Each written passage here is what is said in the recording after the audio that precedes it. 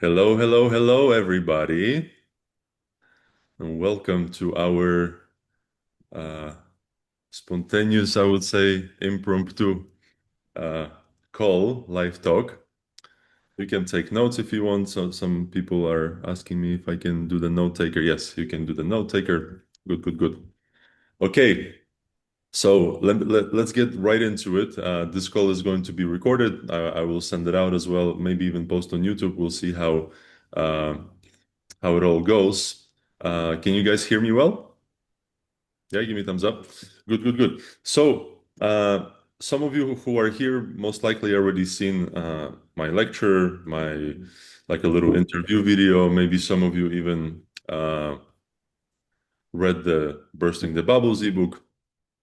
Everything that I've been doing in the past year, since I've been taking a break from the breath work, is organizing this vast system of development into a digestible path. And the product of of this work, I would say, is one of my students, one of my apprentices, Jody, who I honestly thought that it's going to take a lot longer for her to understand what all of this is about, but she's starting to pick it up, and instead of just hearing my perspective about this path, about what this is, I wanted to bring her on because I think her perspective is very, very valuable. I mean, every single one of my students' perspective is valuable.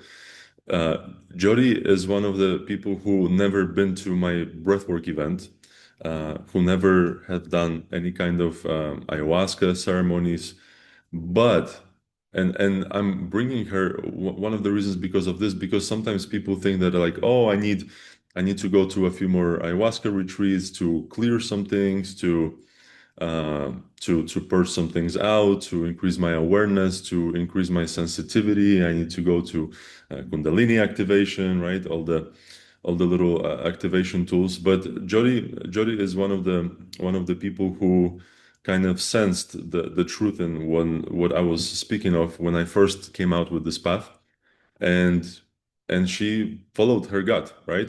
But we'll free flow today with it. But Jody, just come on real quick. Let me unmute you.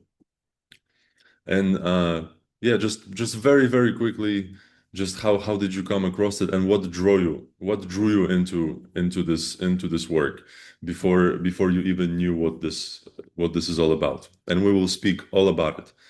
Mm-hmm. Yeah. Well, first of all, I think what drew me in is bigger than a few sentences that I can start with. So I'm gonna start there. But just to say that since I'm 17 and I'm 67, so that's 50 years, I have been on a um, passionate journey to answer the question, who am I and what am I doing here? And it has just informed my entire life. And so that's I think that's the lens that everything enters into.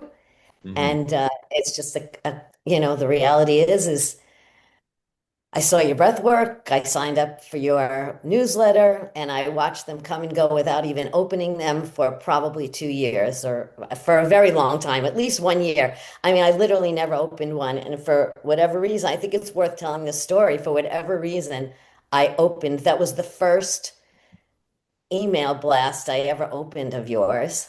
And I just bought myself a red light sauna and I thought, let me try it for the first time. Oh, it's a lecture. It's like a couple of hours. This will be great. And um, I had, I mean, my every cell in my body was mesmerized and actually every circuit in my body was connecting to what you were saying. And I'd never had that experience before. And I actually didn't understand it at the time. Um, and also, to be perfectly honest, handing somebody who I didn't even know thousands of dollars seemed absolutely insane. I had 3 days where I thought I was going to have a nervous breakdown because I couldn't literally actually function until I called a few of my people that show up for me and I sorted it out and within 3 days I signed up for the course. So, the answer is what made you do it? It was that call from beyond. And yeah, Mm. I, I felt it in my cells and I think I was right. What do you think right now as you are approaching the end of the year? What do you think was that force that you felt uh, in that moment Um, that drew you in? What was it? What do you think?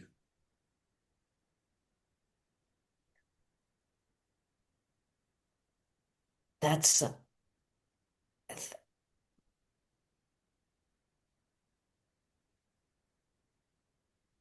I think it was the experience of the answer to my question.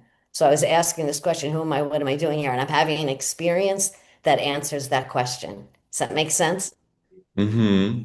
So this is a really good development, since the question of who am I have been on your mind since very young age. What do you think? What do you feel after engaging in this process, after engaging in this path? What do you feel shifted, and what is that definition right now to you? Right? And don't pull it from the mind, but even right now, go into the state and speak from it, right? If in the moment, nothing learned, nothing memorized, everything in the moment, because the moment is literally right now the most expensive gift I can give every single one of you, and you, Jody, as well. And same goes to you, Jody. That this is the most expensive gift that you can give to everybody, is speaking from the moment. Yeah. I think it's that just creation itself. It's just the experience of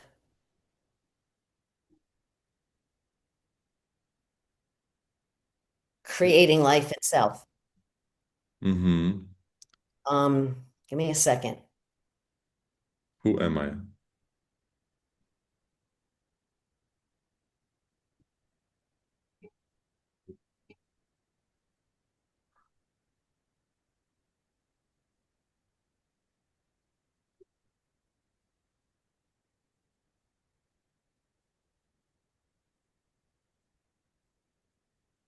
I'm having an experience of it, but it's literally completely empty of of of words, actually. Um, Hmm. just life itself, the experience of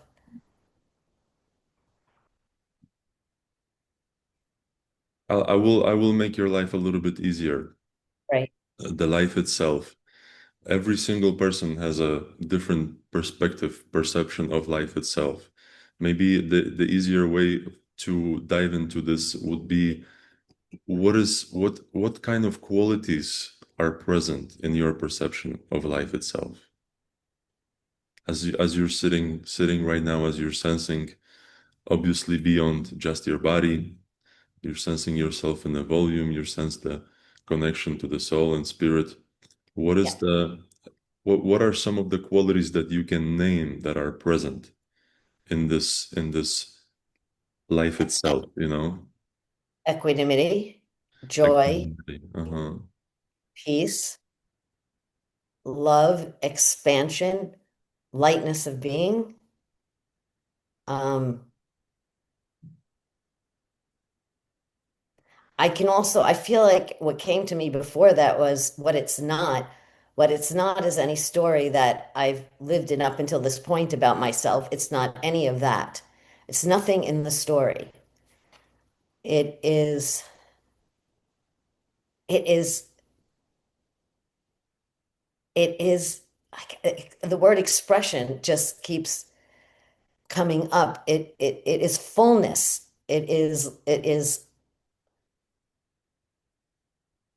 energy, movement. It's movement. Mm-hmm. It's the light, it's, I would say, life force itself as me. Hmm.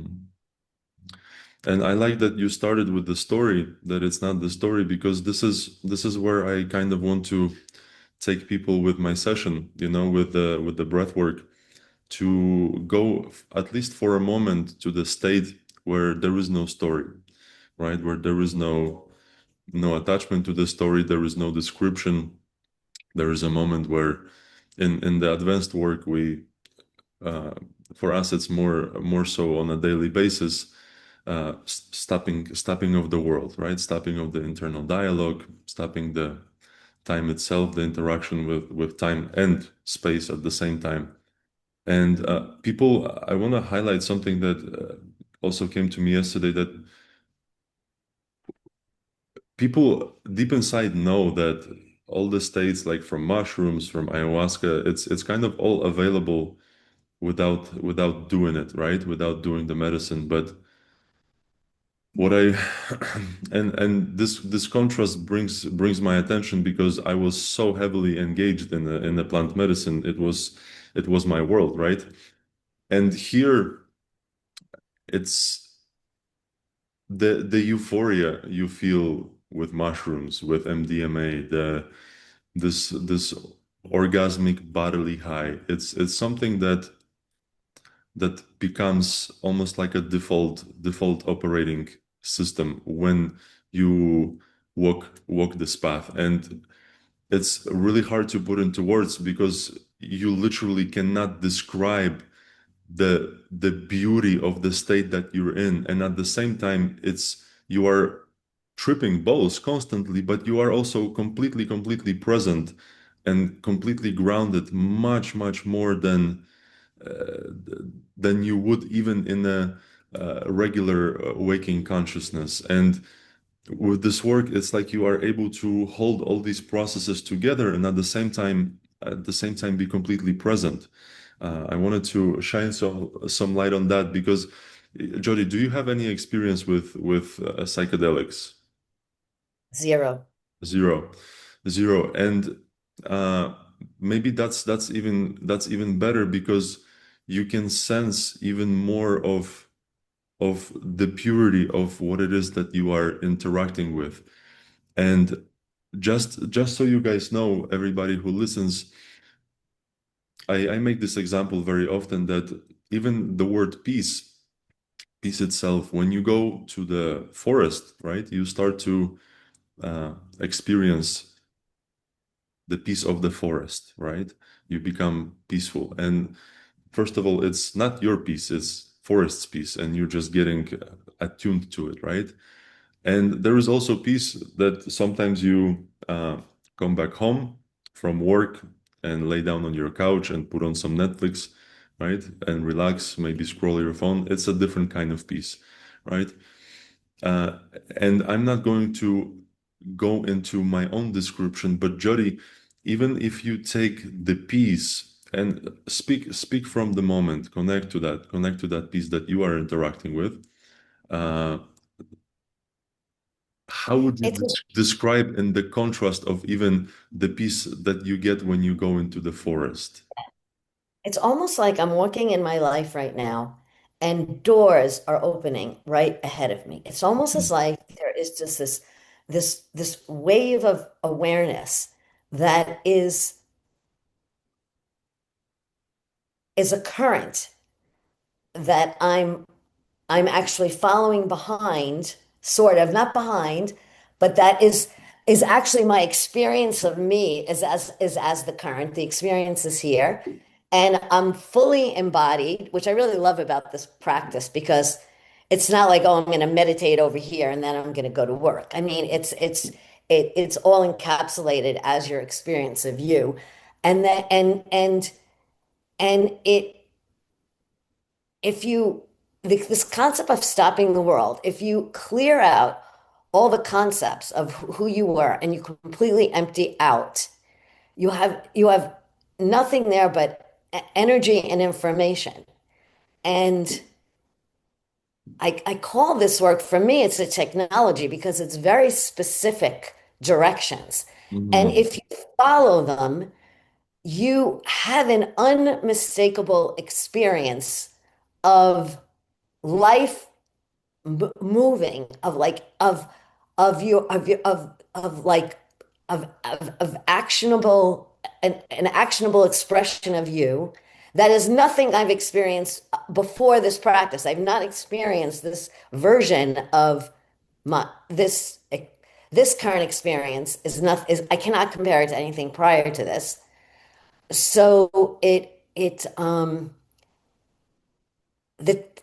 you clear it out and you just give your attention, because there's also like a claiming of attention. So you take your attention out of, I got to go to work, I got to make food, I got just think about all the thoughts that go through your head.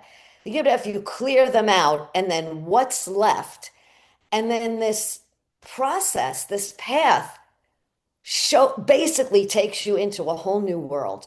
You literally have a whole new experience of what consciousness is, what it is to be conscious is completely, it's a completely different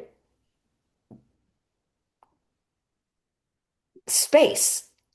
Mm-hmm. And when you get in there and you spend time there, you can actually communicate. It actually becomes a conversation that's consistently unfolding outside of words, but you're constantly getting information. So somebody might call them downloads or synchronicities, but I'm going to tell you that I use those words all the time prior to this path. And I always say there's got to be another word beyond downloads and synchronicities, because it's not like happening outside of you. It's actually being generated from inside of you. And and without any story, it's kind of like all of your circuits begin to like get turned on and aligned. And I mean, we use the terminology fire, but there's like an engine and you get it going and it feeds this experience in a way that it's actually become my reality. I have no idea if I'm making any sense. Do you know what I mean? It just, I'm literally living in a completely new way of engaging life itself, or what we call, Mm-hmm. I mean, want to ask me some questions. Before we go into the grand ideas, I also wanted to narrow it down because people, I'm not sure if people understand what our practices even consists of and what is the process of even turning on the circuits, turning on the fires. So instead of me speaking, Jody, uh, Mhm. you just so you guys know that in this path we obviously work. One of the our main tools is attention, is sexual energy, is will, but we don't do kriyas, we don't do breath work, we don't do any kind of qigong, tai chi movements. The work is so subtle that even the slightest movement with your body can bring even more density to it, right? And it's not that we are discarding the body, but it's just we work with such a level of subtleness that body needs to dissolve completely. And at the same time, you still have the awareness and you can always come back. So one of the things that I like before we go into the detail of the practices itself is that very popular right now is going into experiences that kind of pull you apart from your body, maybe out of body experiences, astral projection, right? And here we move as one. And you always can shift your awareness between the body. It's never that you are losing touch with reality, is that you are become aware at higher level of reality, which the lower level is always present for you to click into, right? Even right now, I know it's very hard to explain. I know some people ask me, what is the solar system level of development, right? Of spiritual development at the level of the solar system, and it's something so hard to explain. I spent like the last 3 years just trying to even get the basics going. And level of the solar system is such a unfathomable by the mind uh, concept. But at the same time, just so you guys know, I'm speaking with you, and at the same time, I have my awareness in the solar system, right? And I'm very often you can see me also not looking in the camera because I already draw my attention inwards, right? And I'm present with my central channel, with my structure, with the volume. And from that, I interact with you. And at the same time, maybe 15-20% is here as I'm speaking to you guys, but majority of my awareness is in a much higher planes, and it doesn't make me um, fragmented. It's all whole. And the easiest example that I give in my ebook is this Times Square, New York penthouse analogy, right? When you are in the Times Square, you are engaged in all of this ads and taxis and noises and smells, overstimulation, right? And that's how life sometimes can get. But if you go to the 120th floor penthouse, all of a sudden now you have you still can see everything that's going on below, right? But the state has changed, right? You are a lot more peaceful. There's quiet. You're zened out, right? And now you take this level of awareness from the penthouse and you come back to the Manhattan, to the Times Square, right? To the ground level.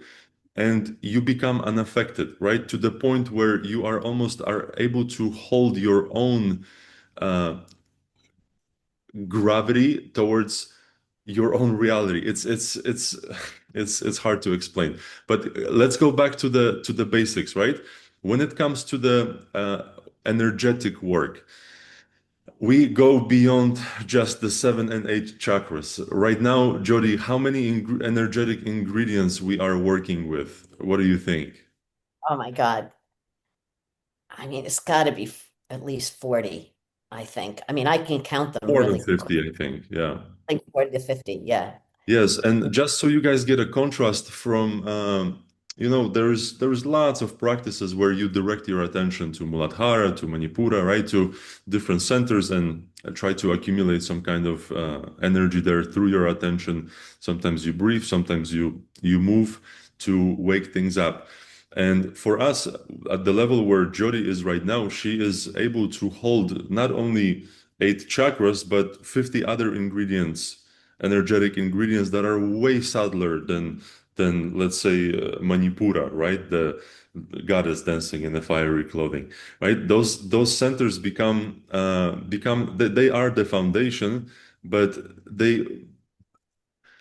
there is so much more and so much more life that you are able to awaken within yourself, within your body, within your structure, energetic structure, that then it's maybe without going into each ingredient.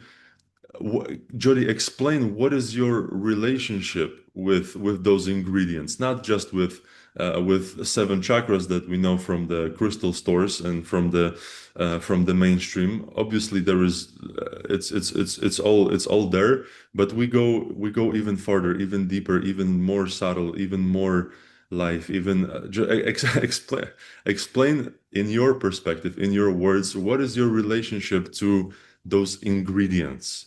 I Not only the chakras. Uh-huh. But do you want me to, like, I can talk about the bride and my connection to her. I mean, I could talk about every ingredient. I could talk about the left heart and the experience of benevolence. Like, do you want me to come from that? There's many different frequencies I can respond to you from. Yes, and that's a good direction too that you're giving is that every single ingredient that we work with, it has such a unique signature, and it's like becomes almost a world in itself that you are growing inside of you. I maybe even without going into each specific describe things from that perspective. If you take it as a whole without going into each, but describe that experience of the ingredients and what do you think they are, and what is why are we going even that subtle? I know I'm throwing a bunch of questions at you. Pick it up whatever you feel like Yeah, I it's mean, flowing the most right now. it's just like, again, the analogy for me really works as if you go to a new country and you live in a new neighborhood and you get up in the morning and you don't know anybody. But every day that you go for a walk, you see this neighbor, then you see that neighbor, and then you notice, oh, there's a candy store on the corner. And the longer you live there, just think about all the data points that you have about where you live right now. To Mhm. me, that's the perfect analogy. You go and I mean, you teach it extremely. It's not like he gets up and says, okay, here are the 50 things. I mean, it's a very systematic approach to learning this path. And you first connect with the, I would say, more denser, less finer ones that are kind of easy to grab, the ones you're familiar with.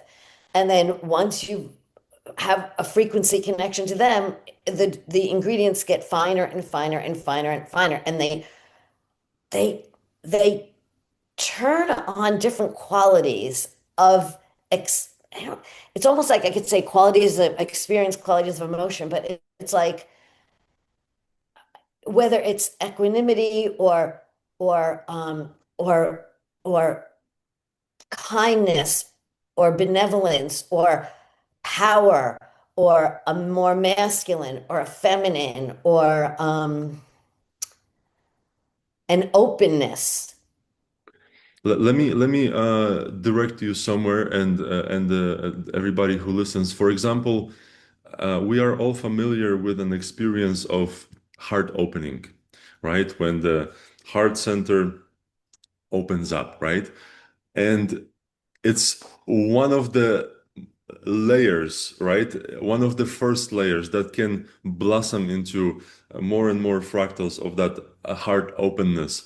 But even if you take, Jody, the moment of your heart opening before you join this path and can compare to what does heart opening feels to you right now, how would you compare those two?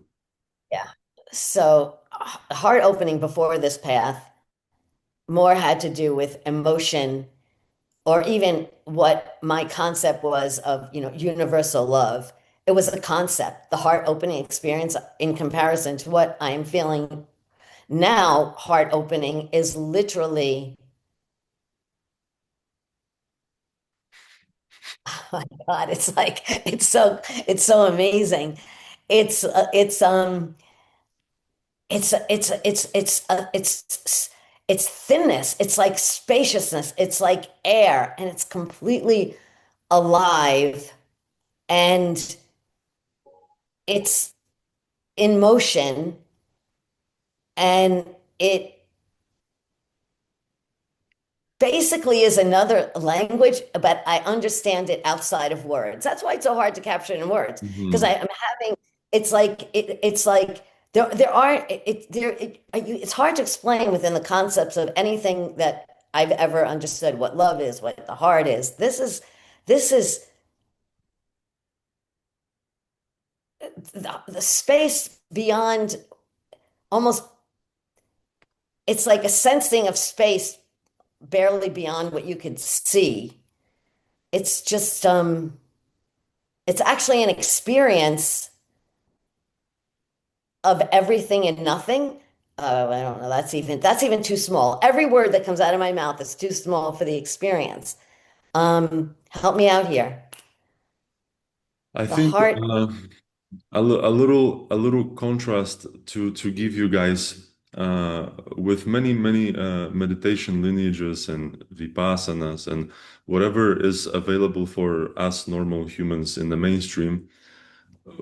The one of the biggest achievements from meditation is going into this space of emptiness, right? Where there is no dialogue, right? Where you can almost start to consistently see yourself as an observer, right? And not uh, as a active participant, but from the side, right? And here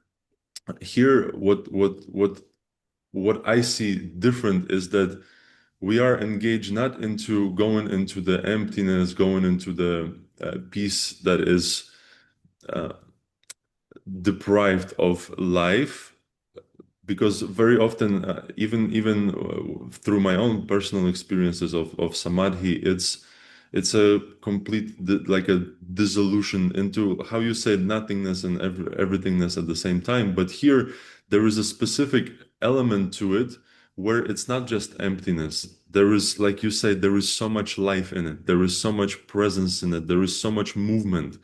How I why I keep connecting it to almost like a psychedelic state with being completely sober is because in psychedelics, you take mushrooms, everything starts to breathe, everything starts to be in motion.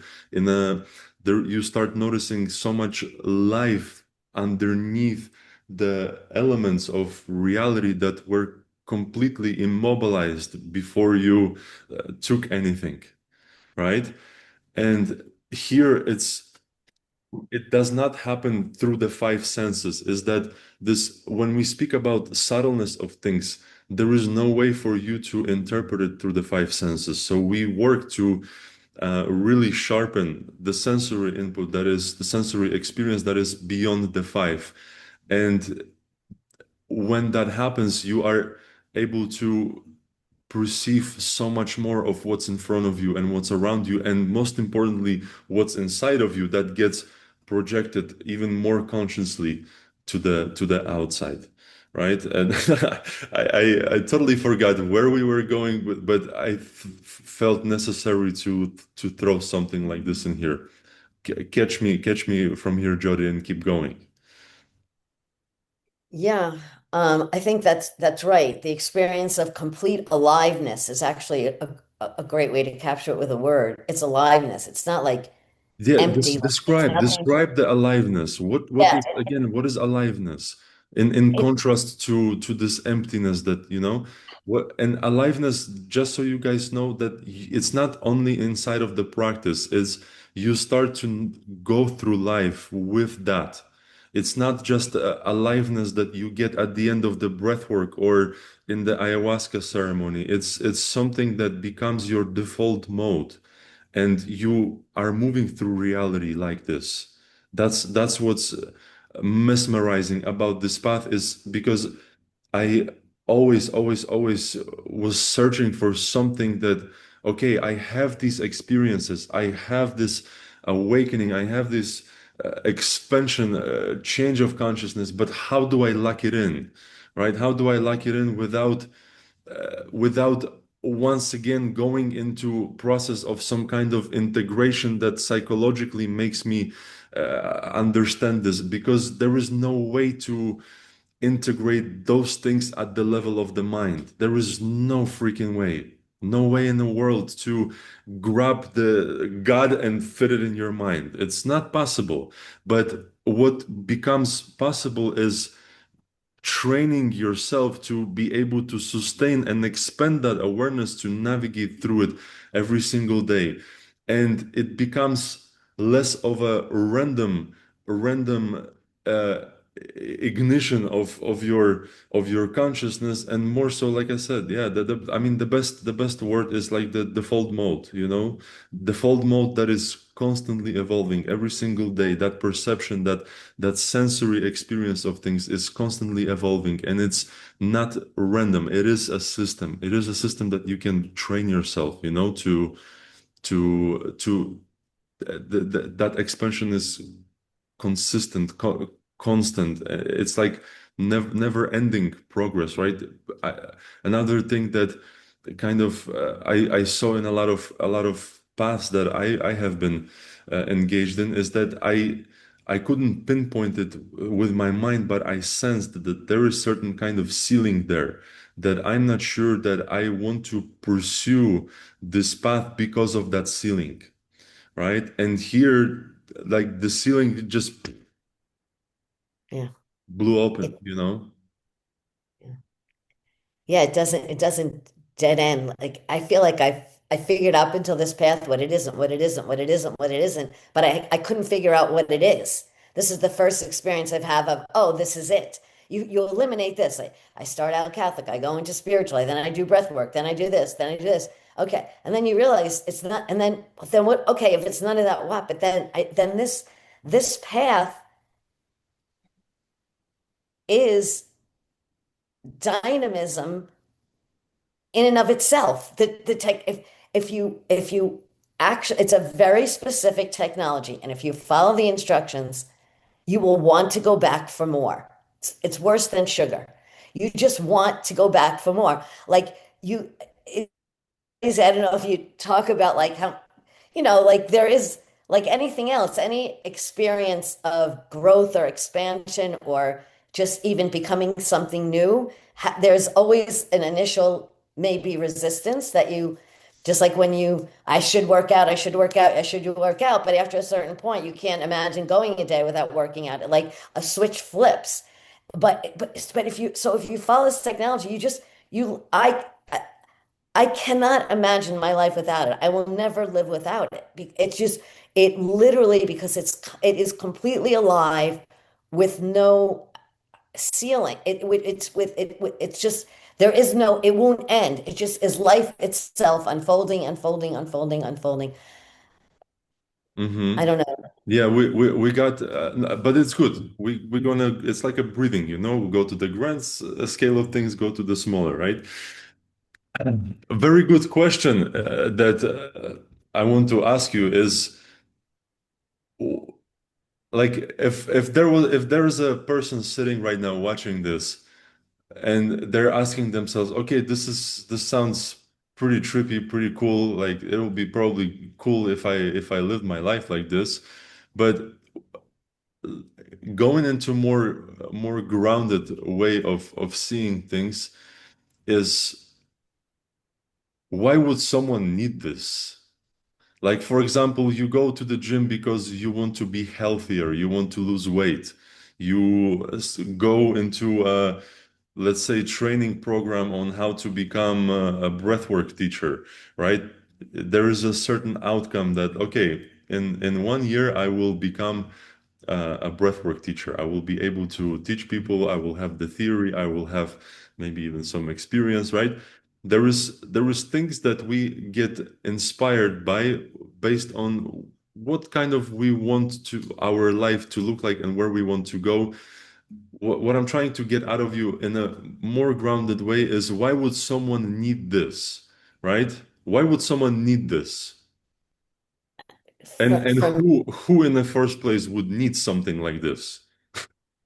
well, I mean, if you had a choice to live completely untethered and free, fully in love for the sake of like just by your breath, who wouldn't want to live there?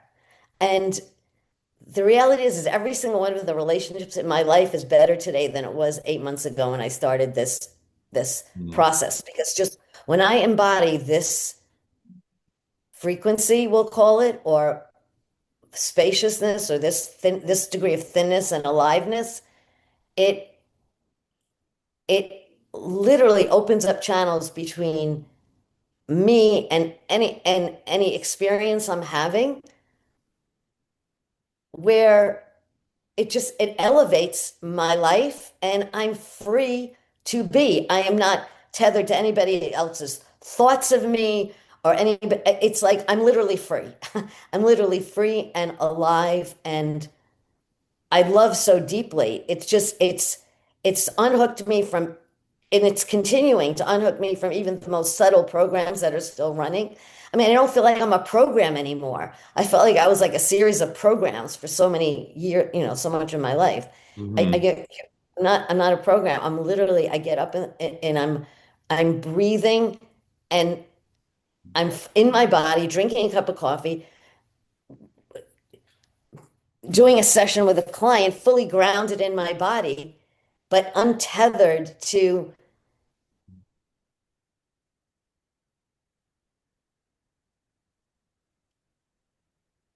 anything that it's just I'm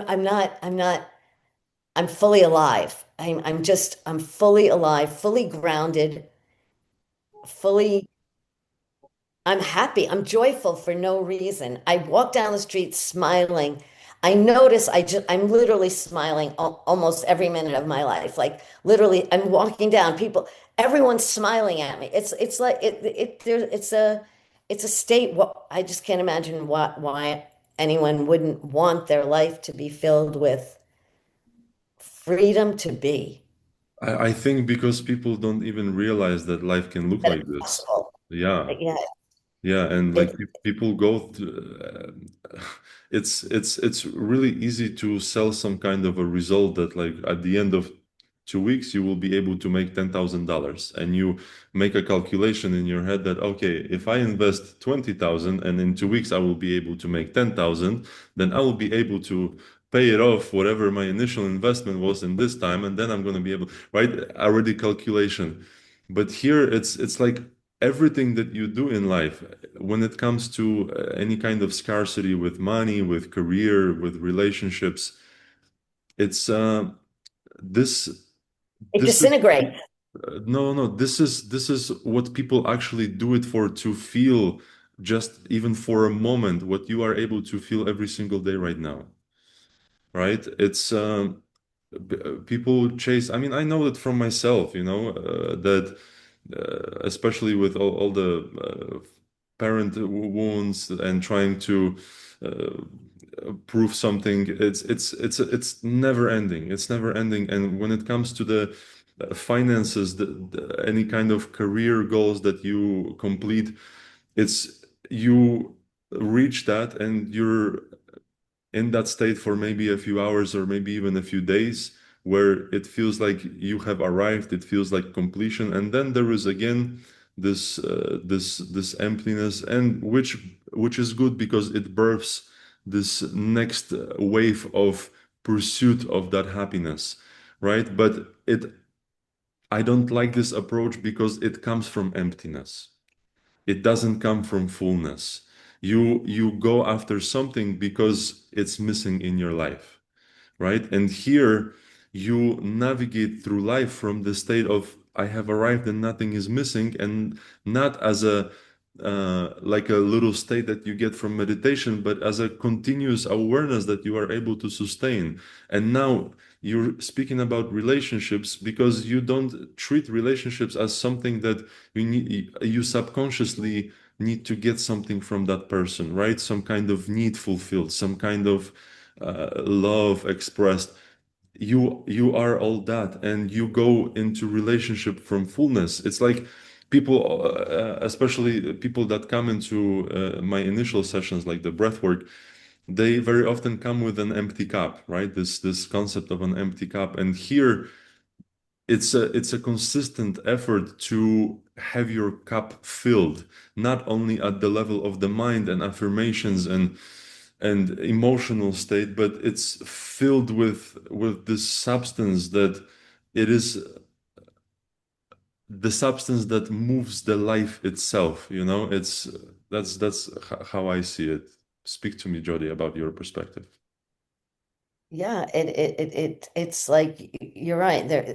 You don't you're already filled up. So you're walking out into your life completely filled up. So there isn't any sort of like you're actually not in projection. It drops away because Mhm. there's also a tremendous amount of perspective because this path is so spacious that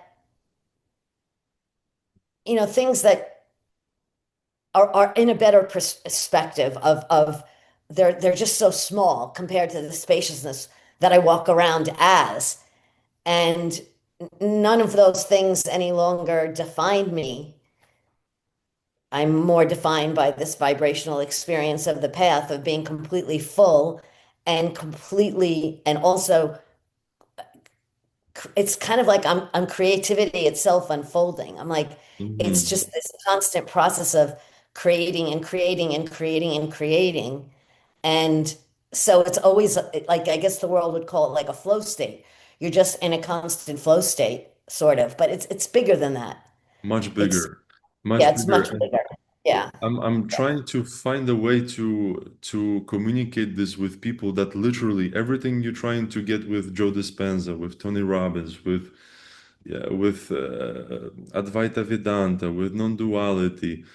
This is this is all encompassing all these things that you are trying to achieve with you are like dreaming of achieving with Joe Dispenza and Tony Robbins, and this and I mean I'm saying it like a very very mainstream people so people can relate, but there is just this moment where people think that like, oh, one day I will go to one of those seminars and one of those retreats and things will click for me, right? In a completely different way. And from my experience, those are all good tools. Everything there's levels to it, right? It's necessary to go to sometimes to Tony Robbins, to Joe Dispenza, but here it's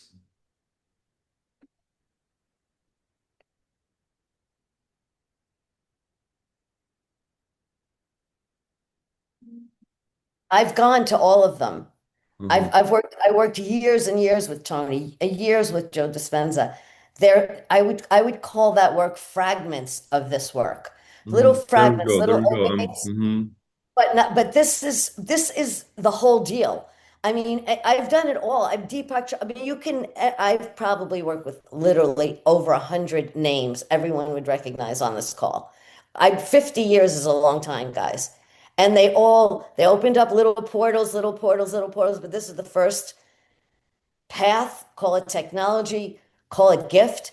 That it literally puts all of the pieces together, and there is a feeling of completeness of like I could cry because it's like, my God, I've been looking for this spot my whole life and now I'm here and I'm not looking anymore. There's nowhere. And I've never had that experience in 50 years of 365 days a year. And it's just so whoever watches understand that it's not the state that I'm not looking anymore that comes from passivity, right? That like I have reached the peak, I am at the mountain. No, it's the state that you are not seeking anymore is the baseline that can get you in this work, right? It's the baseline that the next step can unfold from. Uh, because help me out, Jody. I'm like missing one thread here. Give me a little bit more. Pick it up, pick it up. I'm just like try to go into the grunt too much, and it's so hard to put into words. Uh, Listen, it is really, I like, people will call me a word meister, and it is, I can feel myself humming a lot with this, but it's not because we don't, like, I don't have a visceral understanding of the experience. It's because words really, it is difficult to capture in words. Having said that, I think everyone on this call can feel it. You can feel it. It's palpable. And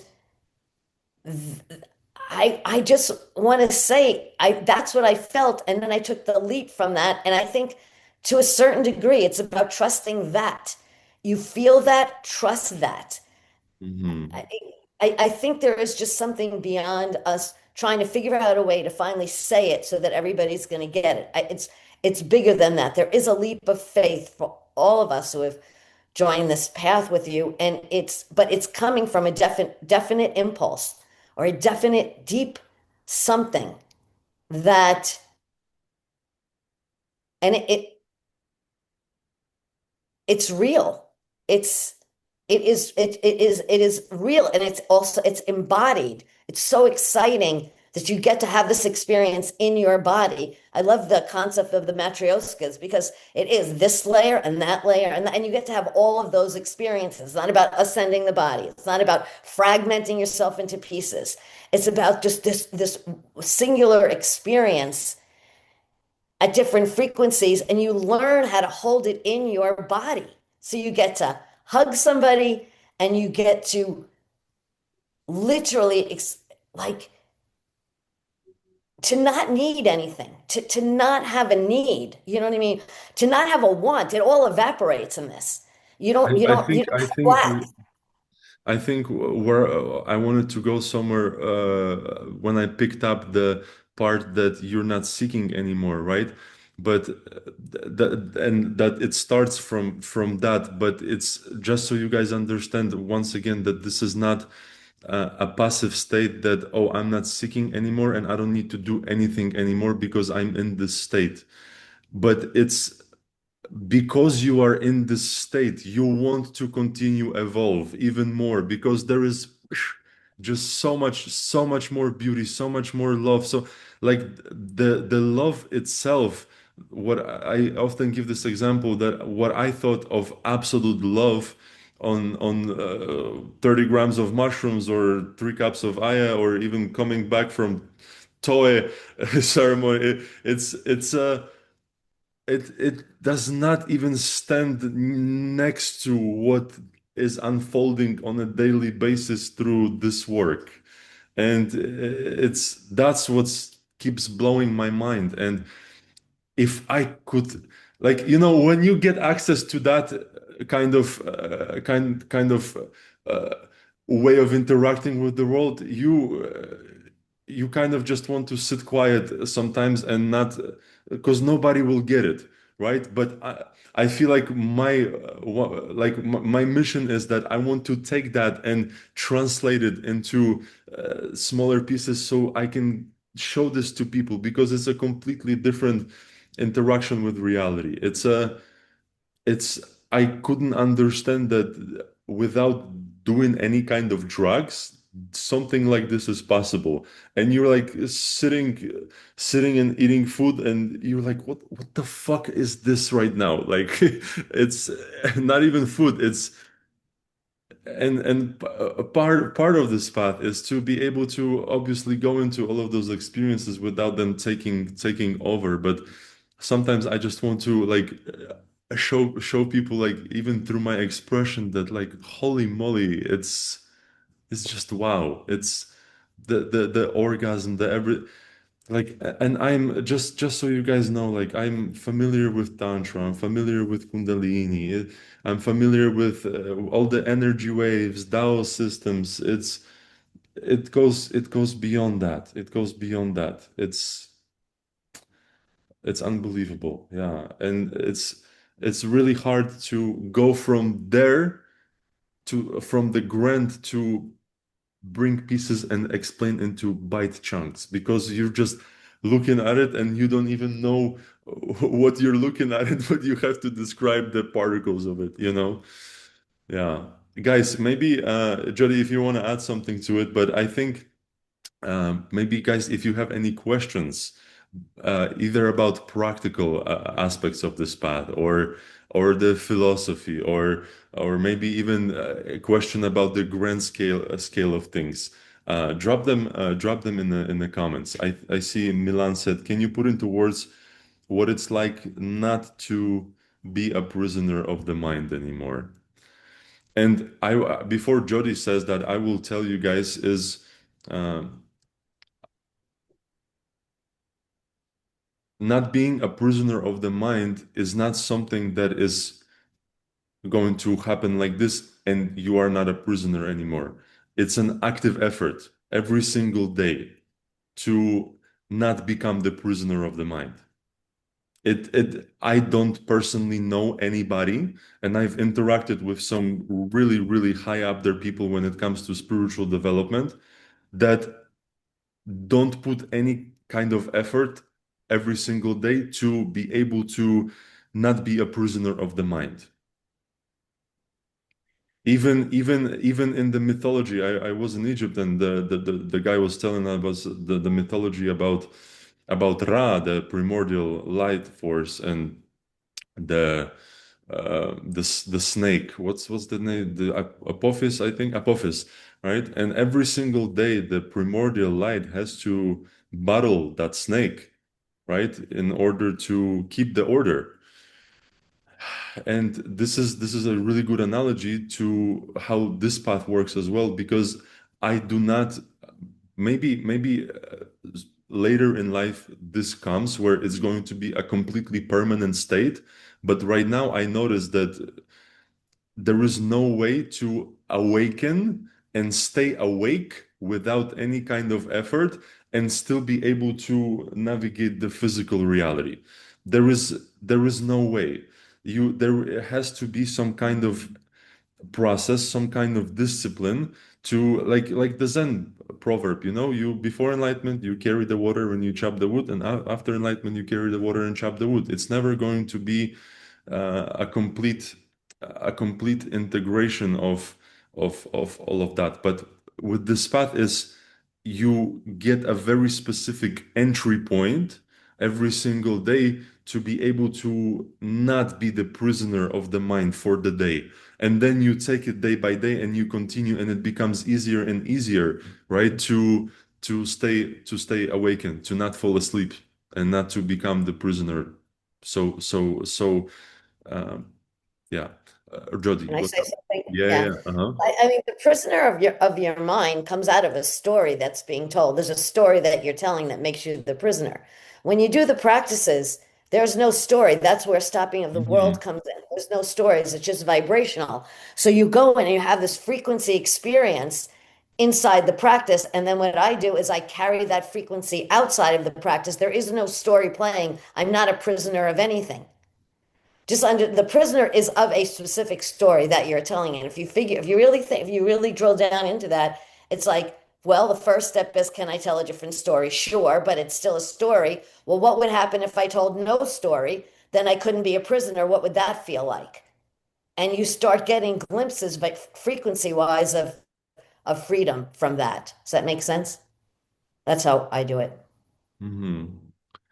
I'm going into the question from Alexei. He said, I'm going to ask this from the mind. This sounds a bit scary because you can't even put it into words.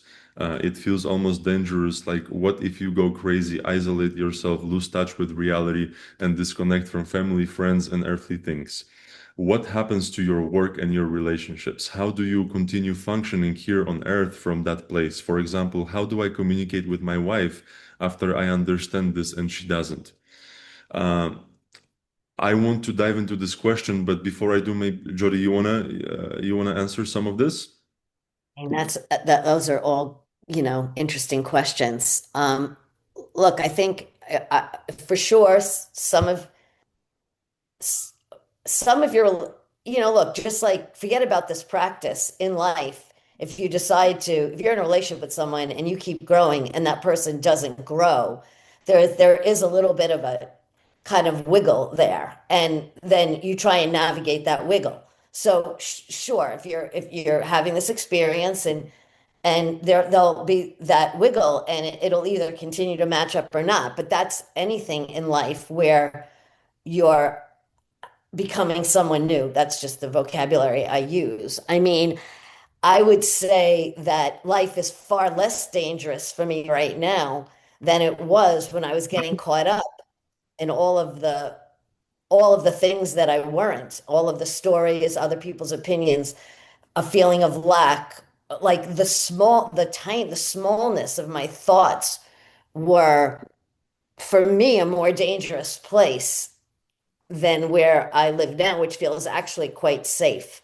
Um, it just actually the path itself creates an incredible feeling of safety for me. I didn't even realize that. So, you know, do you lose? I mean, every time we become someone, like there's chapters of who we are. You're not the same person you were today that you were 5 years ago or 5 years before that. That will continue to unfold. But within this practice, my experience is that I'm filled up in all the ways that I was never filled up before. So it's actually, I feel safer in all of my relationships than I ever have before. And I'm more grounded in my body because I actually feel safer in my body because I'm not worried that if I have a stomach ache, I'm going to die of cancer. Like all of those thoughts have kind of like evaporated. So fair questions, but I find that the practice creates a feeling of openness and safety and connection, not disconnection. Because a lot of your questions have to do with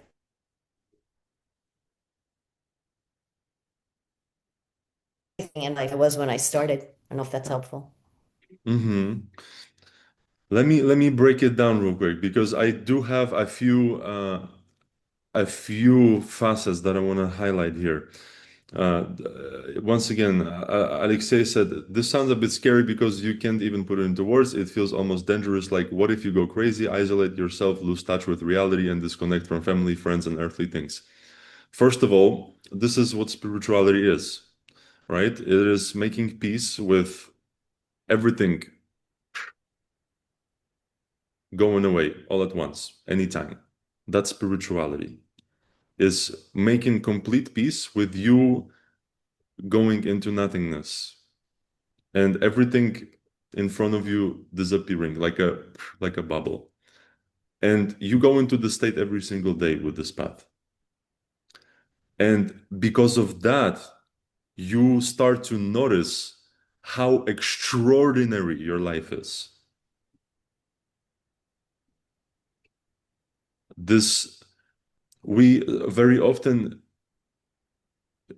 people that go into near-death experiences or even go into ayahuasca and have like a little ego death, when they come back from it, they're like, oh my God, I actually love my life, and I love my wife, I love my life, I'm happy, and it's you get to do this every single day where there is no way for you to go in a quality practice without going into the state where you make peace with the fact that if all of this was to disappear, you would be okay. That is the connection with the spirit, being okay with that. And that's where the real love without attachment gets birthed, where you accept that your partner that you love so, so deeply can be gone in a snap, right? I made a post about it. It's actually a teaching from Mahabharata about the love to be like the sky and people, emotions, all the stories. It's like the clouds on the sky, right? When the cloud passes through the sky and disappears, the cloud disappears, but the sky remains, right? So here you come into the awareness of yourself as that sky more and more. And from that awareness, like I said, even the most normal things become extraordinary. And that's to build even more on the what we said before, that the sensory experience of reality is also in like it's increased, it's amplified because used not only because you develop beyond five senses, but because you go into the experience where all of this disappears, and when you return to it, you start seeing like it's like you enjoy meeting your friend that you haven't, like a really, really good friend that you haven't seen for years, right? And you have so many things to catch up on, so many good stories to tell. You could spend like hours and hours and hours just talking with that friend and enjoying time together. And imagine that your life becomes like that, like this continuous state of catching up with your best friend. One of it's and it's just one of the facets, right? And you said, what happens to your work and relationships? How do you continue functioning here on Earth from that place? For example, how do I communicate with my wife after I understand this and she doesn't? You know,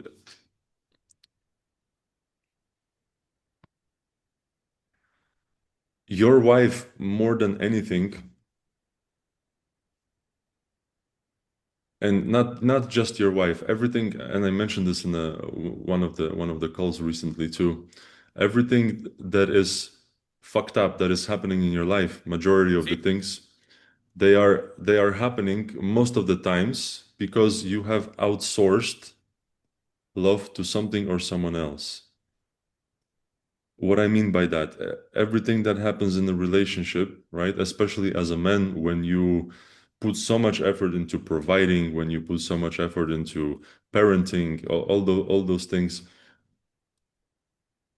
the problems start to happen when you forget to give this love that you are giving to everybody is give to yourself, right? And for us in this path, this is what I like about the discipline.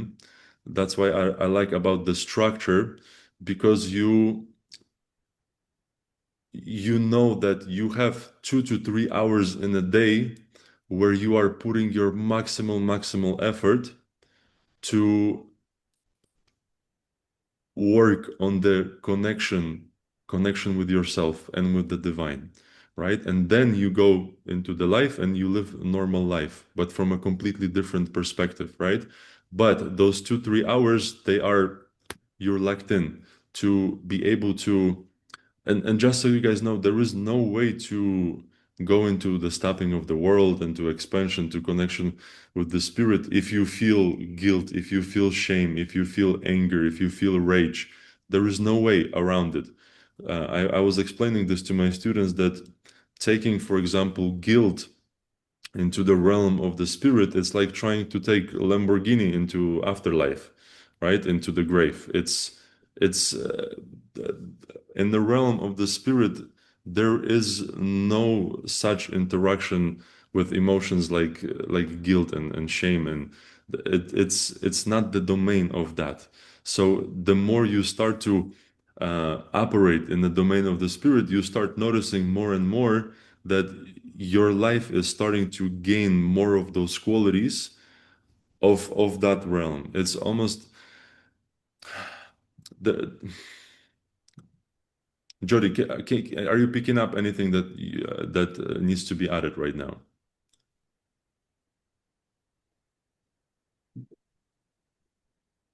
No, not at the moment. Hmm. I think,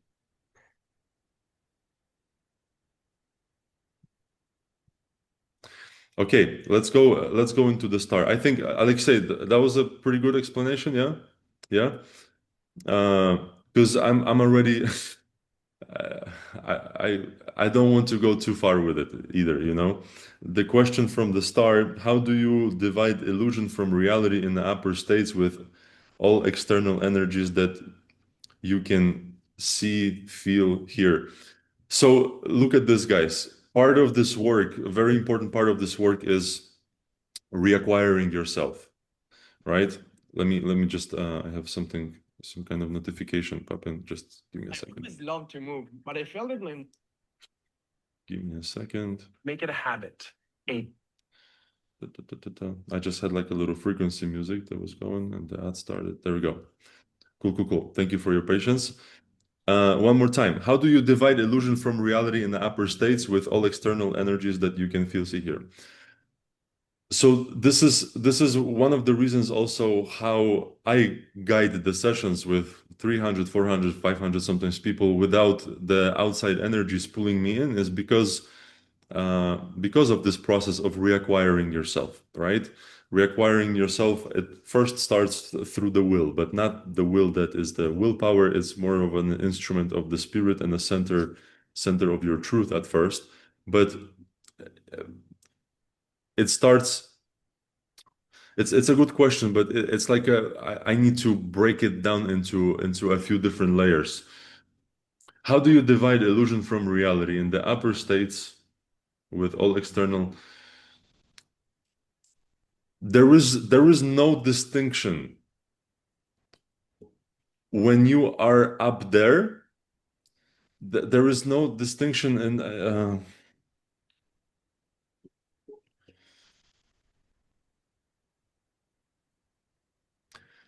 Jody, help me out on this one, because I don't want to overshare. Help me out on this yeah, one. yeah. I literally said the same thing as you did. When you are in the higher or up, what you're calling the upper states, the lighter states of frequency, there is no experience of division or illusion from reality. You're having an experience outside of that. And again, the external energies are your I think would be on a thought, right? I mean, it's a thought thread in external energy. And on this path, the stopping of the world, which is the the cessation, the stopping of a narrative, is the opening gate to the doorway of this experience. So that, how do you divide illusion? There is no division of anything when you get into that state. All Hmm. external energies that you can see, feel, hear. The external energies, what are they besides thoughts? What are the external energies you're referring to? If they're thoughts, then the first order of business on this path is the cessation of thoughts, is the absence of thoughts, stopping the world. It's a discipline, and you practice it every day. Hmm. So if there's something And else besides thoughts, I don't know what I mean, external energy. it may be thoughts, it may be What emotions, else? maybe energies. Let's Okay. say you are going into a restaurant and you pick up that everybody's anxious, right? There is that's what I'm saying, that it comes with reacquiring yourself first, because if you don't know what it feels like to feel yourself, then you will feel everything else, and you will not know if it's yours or not. So Right. it If you is. don't know what you feel like, not attached to anyone else. If you've never had the feeling of being just you without any Yes, and tether.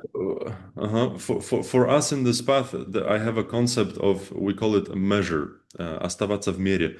Measure meaning that you and every time is different, but you have a certain sense of anchor that you navigate through the day, through life, where you can sense your physical body, where you can sense, not with your mind knowing that, oh, I am the soul and I'm always connected to it, but it's almost like a somatic experience of the soul itself, which is weird to even say that, but it's so obvious, that presence, that it feels like you can touch it, that connection to your soul.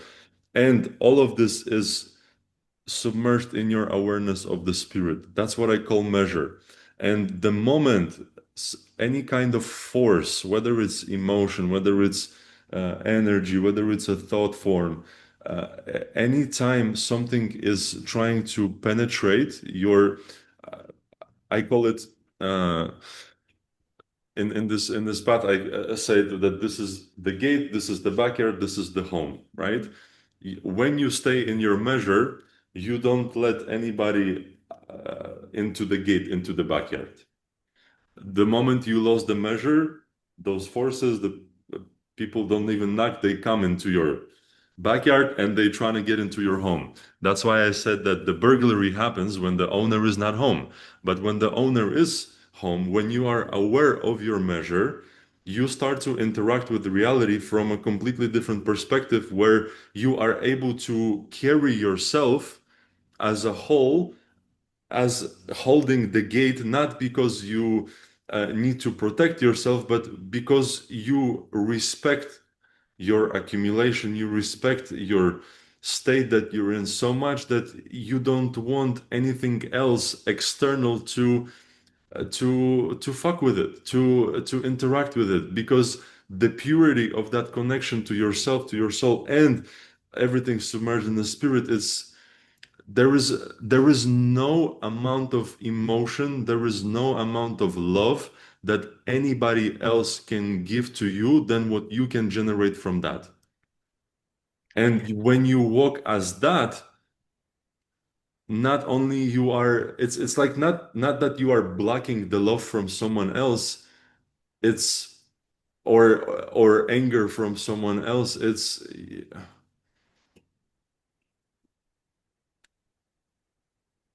this is why I like having conversation like this with my students, where I can show them energetically in the structure how it feels, because sometimes explanation is just not enough.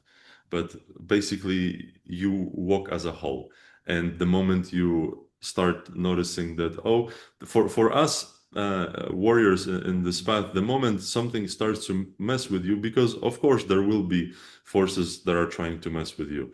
I call it that, you know, when you are the light in the on the porch, the bugs, the mosquitoes are going to start to try to fly into the light, right? And sit on it and you know. Uh, so it's going to keep happening. That's why the discipline is so important. That's why the carrying the water and feeding the horses is important, because the when the forces start to mess with you, when you don't hold your measure, that's when you also become the prisoner of the mind once again. And it happens every single day. And that's why the structure is so important. That's why the discipline is so important, because I respect and value myself enough to not go into the state where I become a prisoner of my mind. It's like, And yeah. sorry, go ahead. No, The I'm just, path itself go ahead, Jody. sorry, let me go. I'm just saying the path itself will systematically teach you how to hold and expand your measure. You will learn that by just following the directions and doing it, feeding it every day. Your attention is your most valuable asset. And you will again you learn to develop it and hold it very systematically on the path. It's a journey. You don't acquire it the first day. Yeah, and that's what people, that's the biggest trap, right? And that's something that I really want to start communicating more with more effort, that there is no pill. There is no pill. No guys, come on. There is no one experience that is going to make you not a prisoner of the mind. If there was, I would be already fucking doing it, guys. I am so passionate about self discovery, self actualization, so all of this. Like, if I knew that there is something better, I would be already doing it. You know, like I'm always trying to see what am I not seeing that can improve things. You know, and this path is like, it's, you don't go to a specialist, you don't go uh, to to a coach. It's like, you, as you walk this path, you I think you literally become coached by the spirit itself, because and who can be a better coach than that? And the blind spots that you get to see through the increased awareness from this practice, sometimes it's good to go to therapy, sometimes it's good to ask for advice, but the blind spots that you see here, it's like, I often say that it's the illumination that you cannot shrink back from. It becomes so obvious that it becomes like a life or death situation. Like, you have to do something about it. And Alexei said, "What is the difference between apprenticeship program, 6 weeks, 6 months, and 1 year?" So right now, 6 weeks I offer it. It costs $3,000, and we starting a group on Monday. We have two more spots. The forge, I explained in my Instagram pinned post, but the best way to describe the forge is almost like an initiation to really be able to even get into the space where I can explain things to you through the structure, where I can show you things, right? It is reacquiring yourself. It is developing discipline. It is developing the main energetic circuits and fires, uh, accumulation of fires, accumulation of energetic potential. It's patching up the leaky barrel, right? I often said that you cannot accumulate anything in a leaky barrel, and it starts very often with the work with attention, right?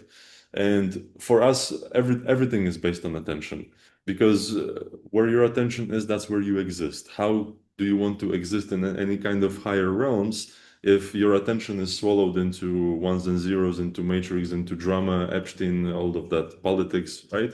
How can you even pretend to even dream about existing in any kind of higher realms, if you cannot even direct attention to yourself and to your body, right, and to your any kind of spiritual essence. So the first 6 weeks is acclimation. It's almost as you are starting to understand who you are outside of the body, who you are outside of. It's giving you a direct experience of your spiritual aspect of yourself, not as a text, not as a, oh, I'm reading Vedas and I'm trying to understand what Atman is, Paramatman, all of that. No, you go into the practice and you see for yourself direct experience of, oh, this is what it means to work in the spiritual. This is what it means to sense the spiritual plane. This is what it means to sense some kind of accumulation. Oh, and this is what it means where I have absolutely no life inside of myself, right? So it's a gradual and increased awareness. And if after 6 weeks you don't get to the point where you understand this path to the point where you are like fuck yes to the 6 months and 1 year, then you need to do some more work with Tony Robbins, with Joe Dispenza. This work comes already when you've either done all of that and you haven't gotten something that you were hoping for, or when you are at the point where you really trust yourself and your feeling. And I know that every single person who is watching this, they can resonate with everything that we're saying, because we're not even speaking from something that was memorized, but we opened up the field and you can interact with it in a live way. And sometimes you cannot right away pinpoint it with the mind, with the words, but you can sense it. And I encourage you to trust that sensing, to trust this knowing, this feeling of the space from which we are speaking, right? Because if it opened up for you, that means that you are ready to interact with it.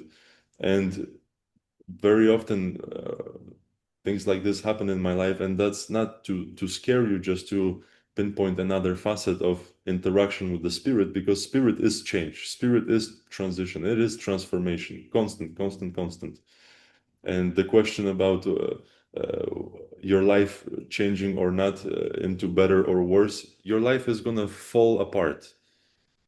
Your life is gonna suck, because the spirit will show you every single area of your life where there was no union with yourself, where there was no union with others. It's brutal. It's it's very brutal. Spirit doesn't fuck around, guys. If you think that this is a path where you're just going to be peaceful and calm all the time, this is not it. This is not it. Because yes, you are peaceful and calm when you go into the practice, but then you go back into the life and you realize that the qualities that I experience in the practice that are more real feeling than the life, they don't match where I'm currently at with my partner, where I'm currently at with my work. And it becomes brutal to the point where it is like life or death, that you have to do something about it, because you see that there is such a possibility to feel uh, in such a beautiful way, and you start to understand that your life does not it's not expressing those qualities, and you're going to want to do everything you have in your power to match the qualities that you experience in the practice with your external experience of life. And because you go and interact with the spirit, with the higher planes, you start to learn more of those qualities, right? The quality of peace that you cannot possibly even fathom and experience with any kind of drugs. That this warrior's peace, the solar system level development piece. It's something.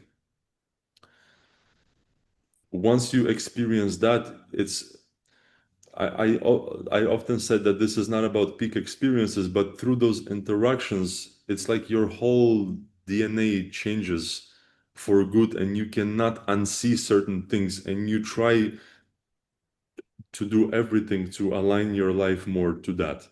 And that's why it takes some time, 6 years, I mean, 6 months to a year, because it's a consistent evolution, consistent adjustment, consistent fucking up and realizing that you cannot live in a certain way, right?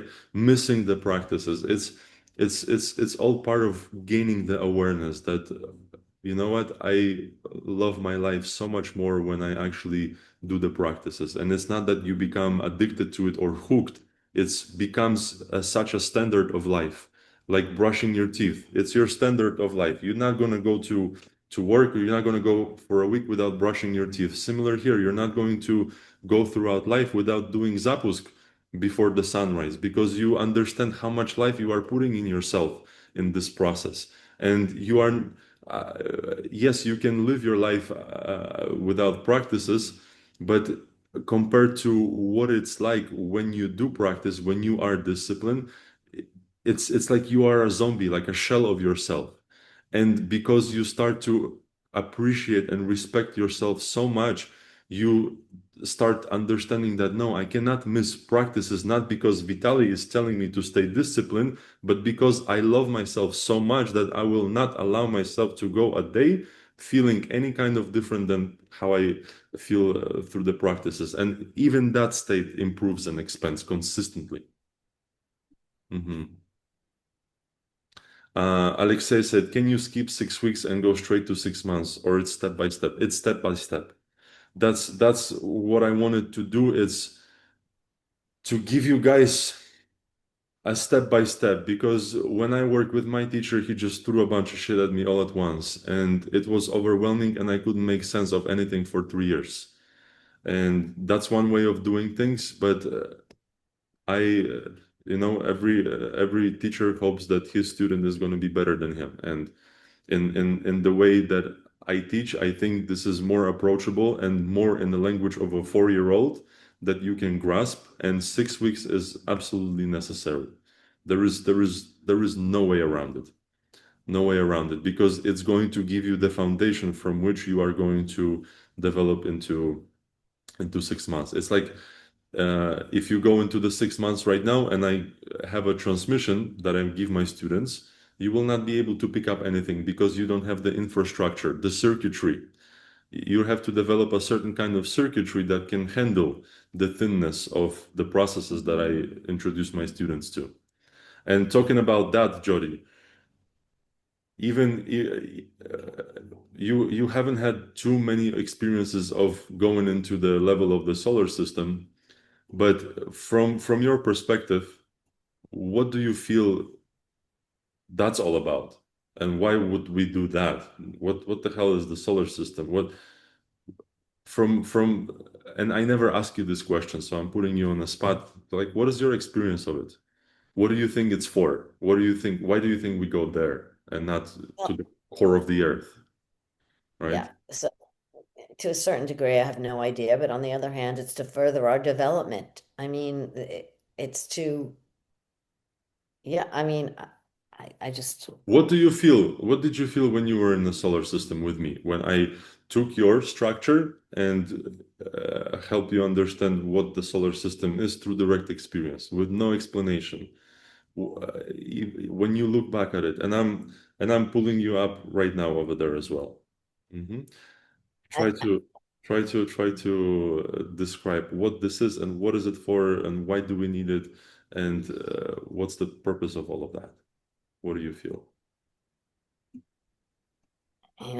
you should know me by now that when I go into those kind of frequencies, it kind of hijacks my ability To to speak, yeah. articulate in the moment like you're asking me to, because I can sense it, but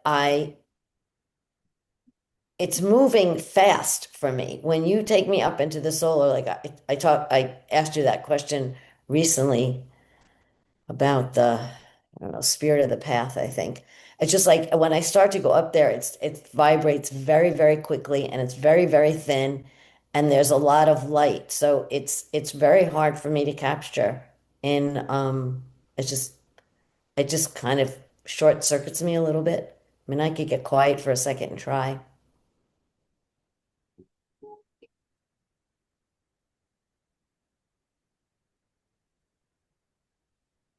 You know, when once again you keep trying, I'll speak. When you go to the forest and you have a beautiful view in front of you, you kind of can see and explain that, oh, this is the, let's say, Haleakala volcano, right? This is the Pacific Ocean that I'm looking at.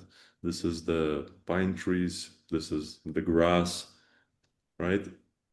When you are in the solar system, I'm not talking about visually, but what is in your experience around you? Like, what are the qualities? What it's like? And obviously, this is just through you are experiencing right now through my structure, just a little bit of it, the glimpse, right? But even from that, take your time and try to explain.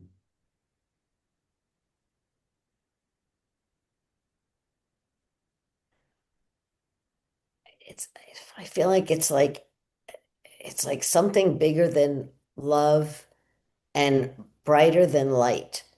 It's just it's it's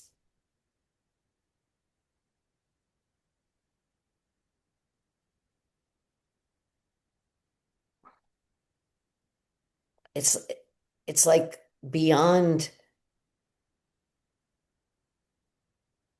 it's beyond what we think everything is, like the concept. It's like it's just beyond. I don't know. I'm not gonna be able to.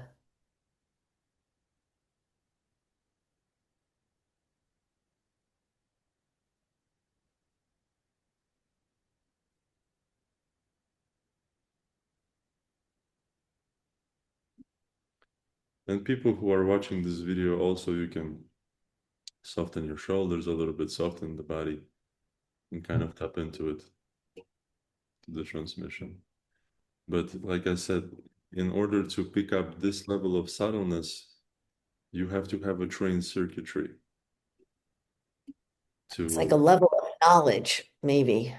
Hmm.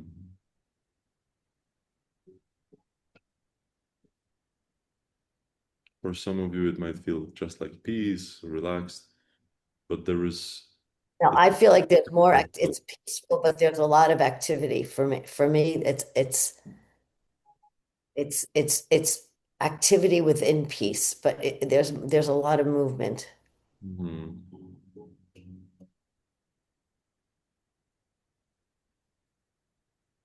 And do through that, do the third level directions and observer and look at the whole process from the third level directions right now.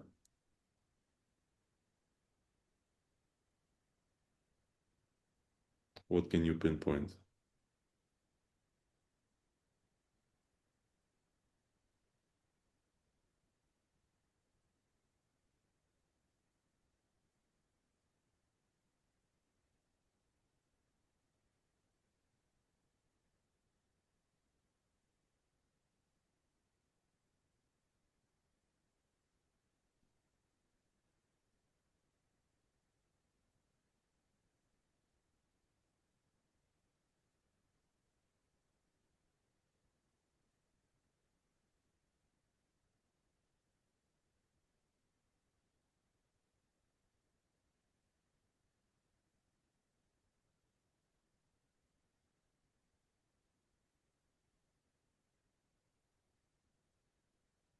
Thinness.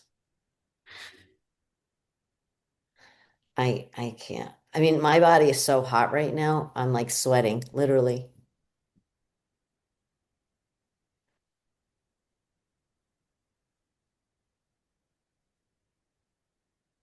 It's okay, I put you on the spot a little bit. It's fine. I mean, I've never been able to find the words in these moments. You've put me on the spot before when we're in class. It's just, I just, the words aren't, they'll come tomorrow. They usually, but Mhm. it's just, I can feel it. I just, And notice, Jody, that you are up there and you are here as well right now. uh-huh, And 100%. yeah, and try to do it almost like a 50-50. Mm. So drop back into your body a little more. It's maybe it's like a feeling of it, like it's a concept, but it's like enlightenment itself. It's like when the minute I put it into my body, it's like wisdom on steroids. Hmm. What do you think enlightenment is?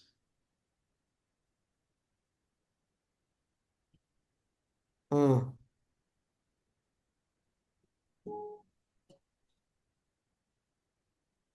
Outside of this.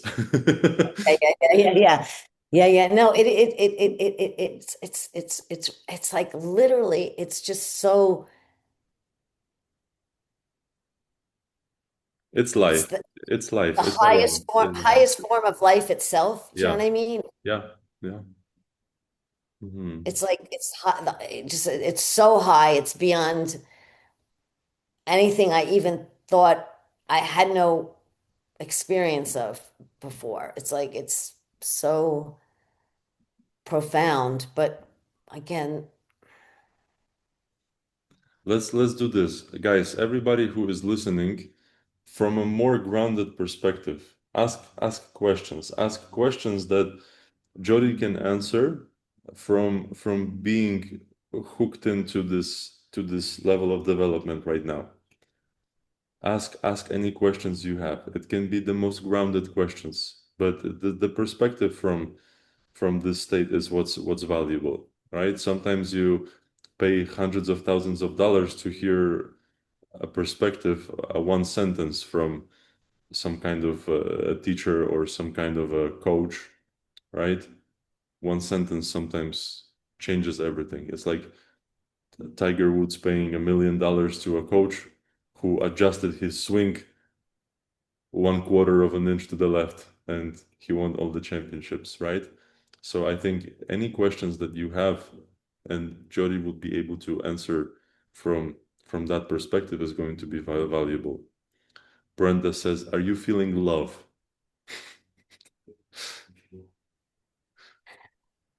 well, the answer couldn't be no. So if the answer is either yes or no, it's yes. It's beyond love, though, to a certain kind of. It's bigger than love.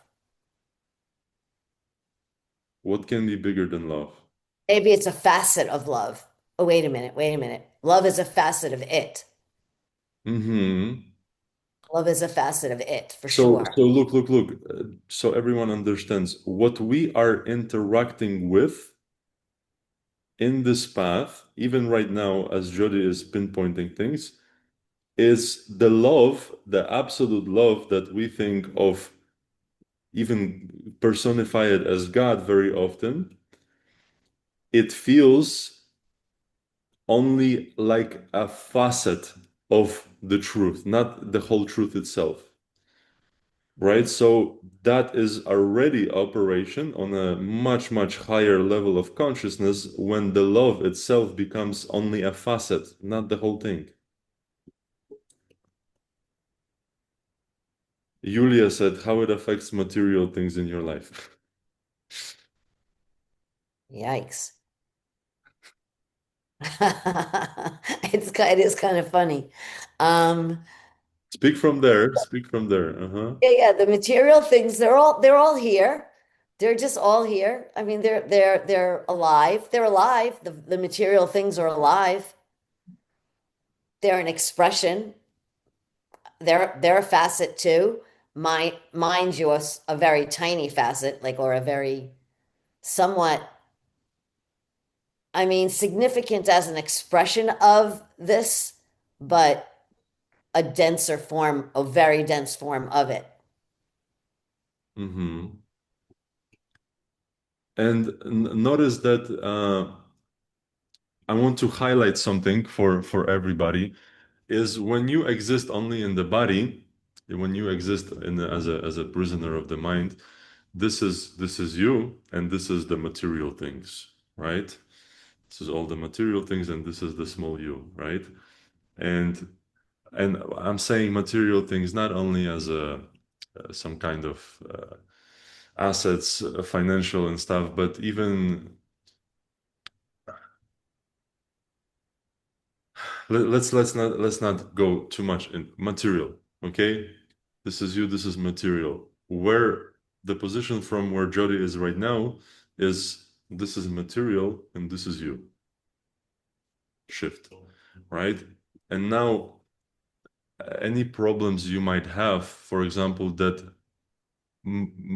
make it seem that are bigger than you, like a bill that came unexpectedly, some kind of ticket, or I don't know what anybody struggles with that unexpectedly comes to fuck with you a little bit from the material world. It's similar to how all those forces of thought forms, emotions, energies come through, and the process is the same. And yes, you still have to deal with it, but it does not take so much of your resource anymore. And because you are able to navigate through all of this from that state, right? And that's the goal. That's the goal, to not be swallowed by the external, to not be swallowed by the material, right? To have a center of your gravity beyond the material so that the material cannot pull you in, right? But you are still completely able to interact with the material Yeah, you aspect. function with it, but it's much smaller. It's like a tiny little thing. Even though it's small, it's so you're able to manage it more Yeah, easily. very the word that I perfect word is manageable. Yeah, very, very manageable. Like there is nothing that is not unmanageable. And very often when we are swallowed by the external, it feels overwhelming. It feels very overwhelming. And here it feels overwhelming from the love that you experience. It's like you literally shift the 180 from being overwhelmed by suffering to being overwhelmed by love, right? Yes, and you can even see the state that I'm in, which is there's so much lightness in it. I'm enjoying it myself completely, if no one else is. Yeah. There's a complete aliveness and lightness to it. Yeah, so if you guys sensed any kind of truth in this, if you felt anything to tickle you in the right way, I have I think two more spots for this March group. The Forge is right now 3,000. The 6 months is 10,000, and 1 year is I don't take 1 year students right now. It's more of a personal. Just reach out to me about it. But it's more of a right now. What Jody signed up for a year, I'm doing in 6 months. Right. So the apprenticeship container of 6 months, you would be able to go where Jody will go in next 3 months. Yeah, she's still doing the old version of the 1 year. So yeah, if you want to trip balls like Jody, sign up. Yeah, obviously it's not about the tripping balls. It's a completely different way of interacting with life. And whatever you thought of orgasmic euphoria, MDMA, high heart openness, is just it does not even stand close. It's literally starting to exist in the higher planes while at the same time being able to interact with this realm. Yeah. Anything else you want to add, Jody? You know, it's about interacting with this realm with a level of peace and beauty and acceptance. Everything's okay. Everything it's amazing the things that you can accept that seem so impossible. It just that feeling completely evaporates. There's a full acceptance of what is. There's a full trust of what is. There's a full aliveness in what is. And that is the path of the spirit, right? Because you if your center of gravity is only in the physical world, it's hard to trust. It's hard to trust. And here it's a trust so deep that even if you die in this moment, you will be so good with everything. And the part of the discipline is actually the part of self-acceptance and self-worth towards yourself that helps you understand that even if you die today, you did everything in your effort to develop the real aspect of yourself, something that you actually came here for on earth.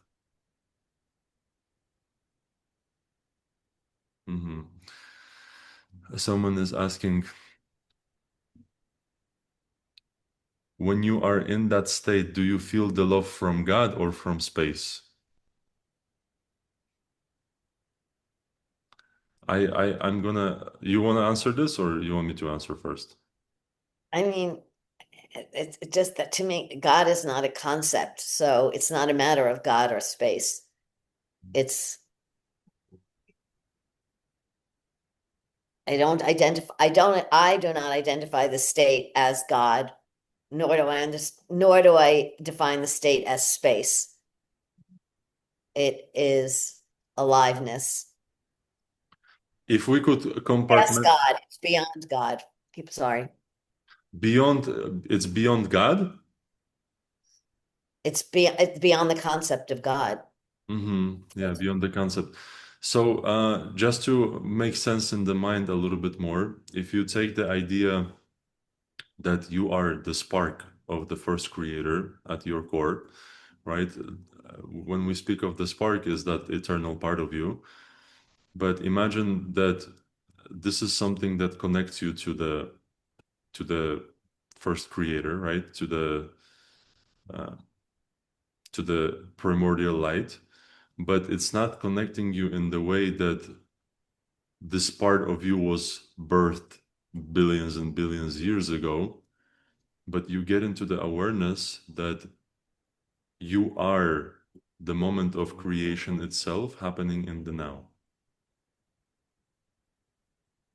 Creation that in your perception happened billions of years ago, creation that will happen in billions of years ago, it's all happening in a moment. And you are slowly getting awareness that you are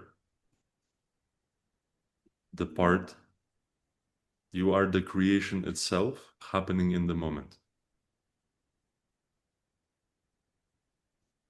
Now that's a different level of awareness, and it's the process of creation happening in the now. And obviously, you have to have a circuitry to be able to handle shit like this.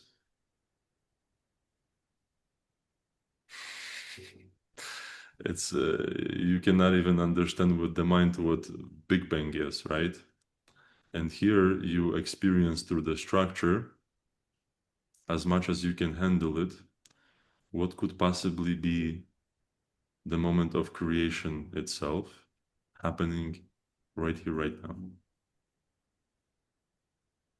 And obviously, in order to even scratch the surface of understanding it outside of the mind, there needs to be the stopping of the world that's taking place. There needs to be stopping of the dialogue, because the mind is going to try to explain, attach itself to the description, but it's the moment of creation happening in the now. And if you're asking, do you feel the love from God or from space?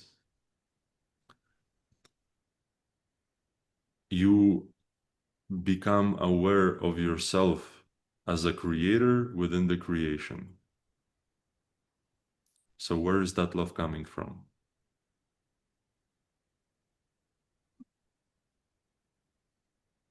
From the inside.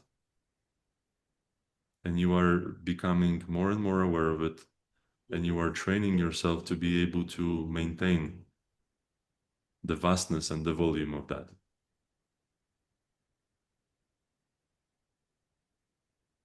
It's more an experience than a concept of anything. Yeah, It's experiential. Yeah, that's why About I. understanding. You don't have to, you don't actually, the mind wants to understand it, but if you just experience it, it will inform you. Mhm. Yeah, that's why I kind of gave up at some point with religion, right? Because and psychedelics kind of opened that door of the direct experience, but the direct experience of what I'm capable of comprehending now is like, I didn't mean to say it in any kind of belittling way, but psychedelics very much feel like kindergarten after interacting with some of the stuff. Yeah. Um, can you talk about the program a bit, like 2, 3 hours once a week? Is it a mix of breathing and meditation and chanting, or Jody, can you explain? It's not 2, 3 hours once a week. It's every single day, at least 2 hours. At least 2 hours. We have a practice in the morning before the sunrise. We have a practice 30 minutes in the afternoon when the sun is at its zenith, at its peak, and then we harvest. We do the gathering at the evening. And just in your words, Jody, what the practices look like? Is it breathing, chanting? What is it? Yeah, it's a very specific guided meditation, and it focuses on these ingredients. Maybe we could refer to them as energy centers in the body, and you put your attention on them and you sense into them. You don't think about them, you don't have a thought, you don't have to try and have a vision. You develop something beyond the five senses, a kind of sensing beyond the five senses, and you develop that every day in every practice. And that eventually becomes a conversation.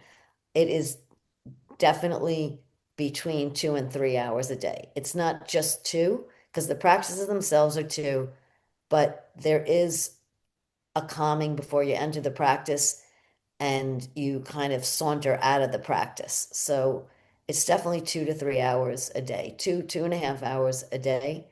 The morning practice is generally the longest one, and that happens right before sunrise. So you finish the meditation just right at sunrise. So it kind of fits into your day and before your day starts. It's nestled in there, and that's your longest general span. It's about a half hour, 45 minutes in the middle of the day, and a half hour, 45 minutes at the end of the day, depending upon which practice. And eventually, well, let's leave it at that. I think that's good enough. I could just, Yeah, that's good enough. That's good enough. Everything you can read in the Bursting the Bubbles ebook. You can watch the lecture on YouTube. Just type Vitality. There's this hour-and-a-half lecture that I did that is on the Bursting the Bubbles. Yeah, there is the deadline to apply is Friday.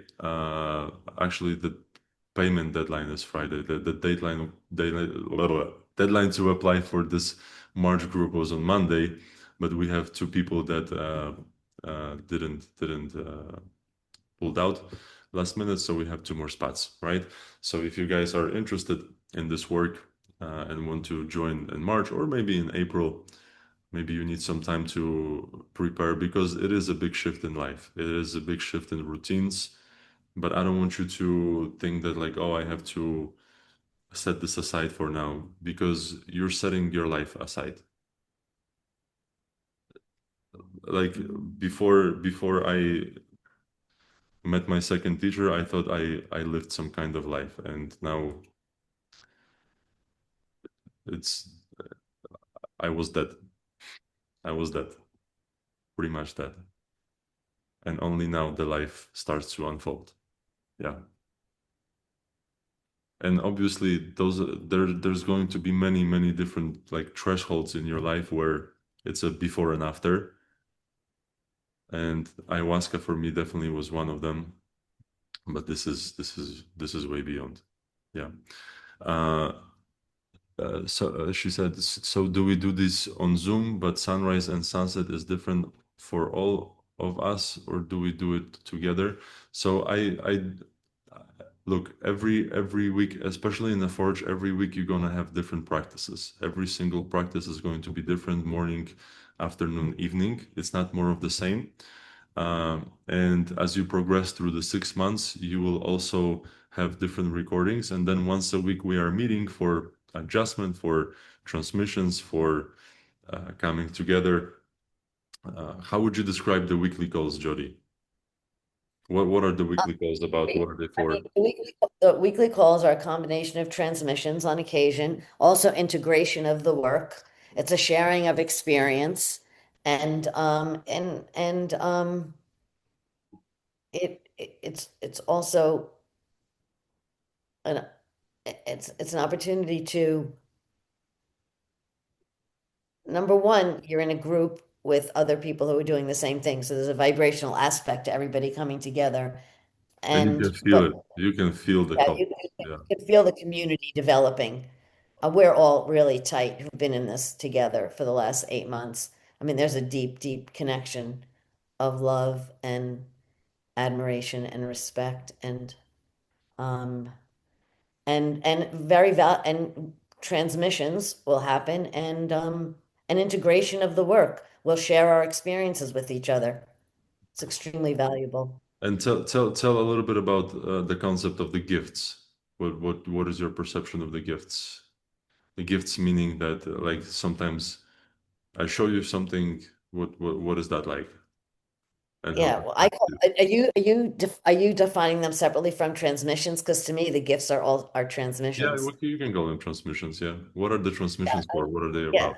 yeah. I mean, so you're doing your regular practice, you do your regular practice, and then he will come in and literally will get into the state, and he will show us different ingredients and facets and take us to different places that actually completely raise our vibration or frequency, expand our frequency, and then that we fold into our practices that we've been doing into the next day, and it shifts the entire experience of what's unfolding. Mhm, So they're they are gifts because I mean, they just expand the practice exponentially mhm, in a very refined, fine, quick way. mhm. Good. Good. Jody, thank you so much. And guys, come in the chat real quick and thank Jody for coming on the talk and sharing her perspective. Like I said, it's very valuable the way she sees things, and not only from repeating what her teacher told her, but developing her own way of seeing things. Thank you so much, Jody. And I will be ending this recording and I will post it on YouTube, and I will also send you guys the link. Okay. So thank you so much for everyone who attended. All right. If you feel like you need to show this recording to somebody you know that might benefit from it, that might get a little bit of clarity on what's possible, please do so. Spread the word, spread the light. Thank you guys so much for your presence. And yeah, let's finish it up. Stopping the recording.